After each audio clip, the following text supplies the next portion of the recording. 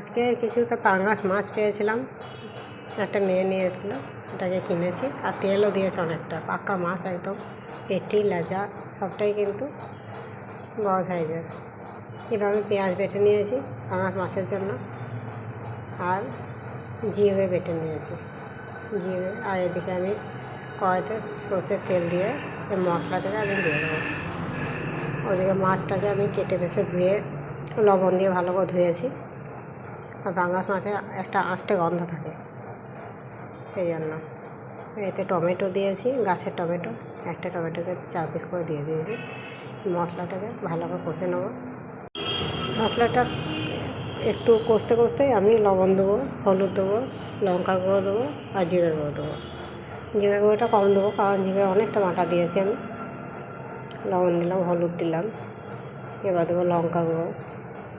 লঙ্কা গুঁড়ো দিলে কালারটা ভালো আসবে, একটু ঝাল ঝাল হবে খেতে। এবার দেবো অল্প একটু জিরে গুঁড়ো, দিয়ে ভালো করে এটাকে কষে নেব। মশলাটা যখন তেল ছেড়ে আসবে তখন আমি মাছটাকে দিয়ে আবার কষে নেব। মাছটা যখন আমি লবণ দিয়ে আরেকবার ধুয়ে নিলাম, ভালো করে ধুয়ে নিয়েছিলাম বেছে,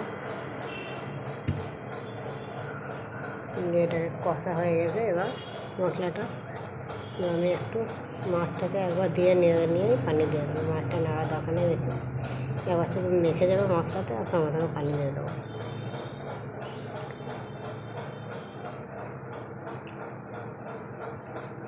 মশলাটা কিন্তু ভালো করে কষতে হবে। এবার মাছগুলোকে দিয়ে দিলাম। দেখুন কী সুন্দর পেটি আছে, পিস আছে, অনেক কিছু আছে।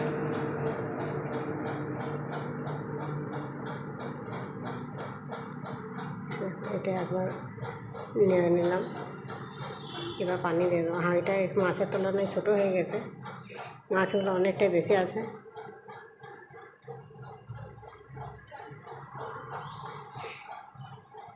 প্রায় 600-700 মাছ আছে, অথচ আমি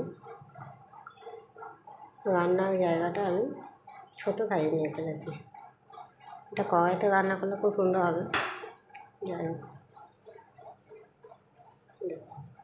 এরপর কালারটা এসছে দেখুন, শুধু তেলগুলো যখন মাছের তেলগুলো গলে গেছে, কী সুন্দর রঙ এসছে দেখুন।